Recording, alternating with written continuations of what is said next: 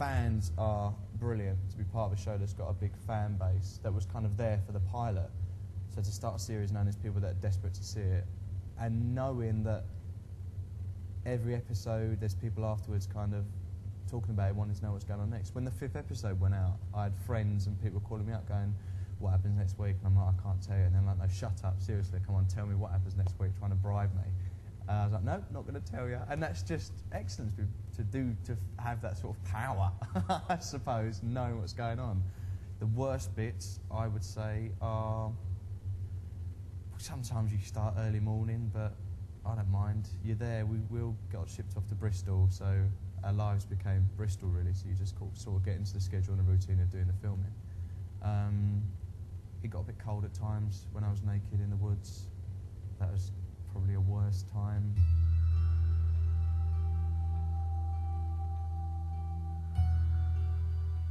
Oh God, I don't know. Funny, everything was funny. You were laughing every day, so there's not one story where like a bucket of water fell on someone or anything like that. There's no kind of like Laurel and Hardy moments. But I mean, it was a funny show. I don't know if on the blog there's all video diaries and stuff. I'm sure you can get a sense of that, how much fun we had off camera and on. Yeah.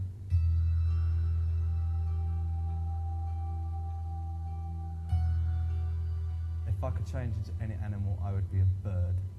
Like a bird that didn't get attacked by other birds, like a big bird, not like an ostrich or an emu, one that flies.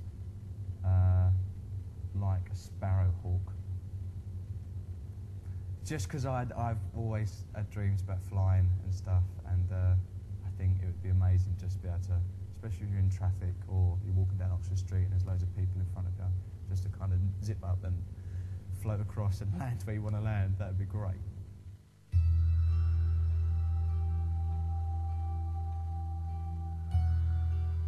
If George was stuck on an island, would he be with Annie or Mitchell? He would probably be with Mitchell, because Annie would annoy the hell out of him, I'm sure.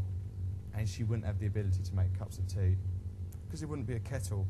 And Mitchell's a hunter, so I'm sure Mitchell would be the one who'd go out and kill like a pygmy goat and skin it, and George would cook it and season it with mango.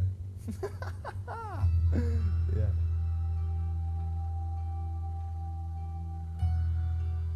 No, the lines are written. Say the line is, Annie, why do you keep making tea? And then for me, I'd read it as, Annie, Annie, why do you keep making tea?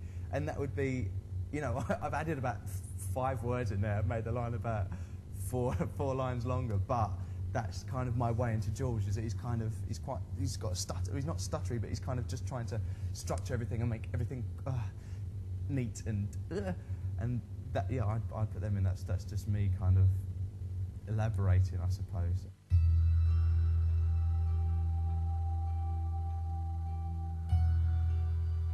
My memory I'm left with of filming the first series is the company, I suppose. The company of everybody. Bristol, because that became like a character in itself. The environment of Bristol was very central to the piece. Yeah, I'd just be left with the memory of great friendships, which thank God I can go back to now, because we've got the second series. So that's something I haven't really got to keep as a memory, because it's going to be fresh again very soon.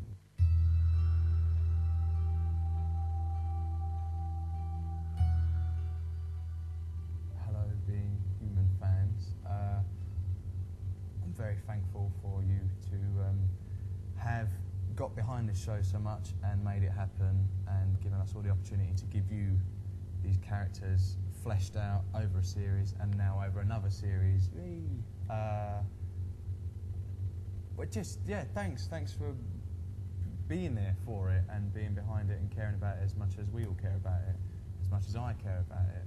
And you are extremely important to the show, really important, really, like, amazingly important. You are the reason that it got made again, and the reason that we're going to get another series, and the reason that people are talking about it. So, massive thank you. Mwah.